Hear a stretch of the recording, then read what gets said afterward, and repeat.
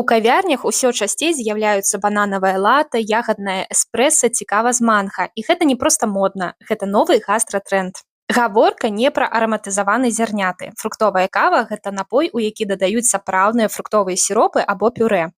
І іх змешваюць з гарачай ці халоднай кавай, атрымліваючы яркі смак. А яшчэ фрукты дадаюць у напой карысныя мікранутрыенты.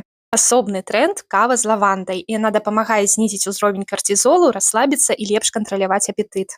Але ёсць важны момант. Кававая індустрыя сур'ёзна шкодзіць прыродзе. Пад плантацыі кавы высякаюць лясы, спажыванне стварае горы аднаразовых стаканчыкаў, а апрацоўка і абсмажка зерня забруджваюць ваду і паветра.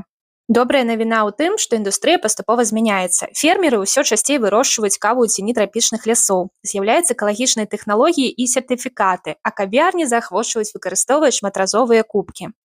Таму, магчыма, найлепшы падыход піць каву смачную, але ўмерана. Эксперыментаваць з новымі густамі, у тым ліку фруктовымі, але памятаць, нават самы модны напой мае сваю экалагічную цану. А вы ўжо спрабавалі такую незвычайную каву? Дзяліцеся ў каментарах.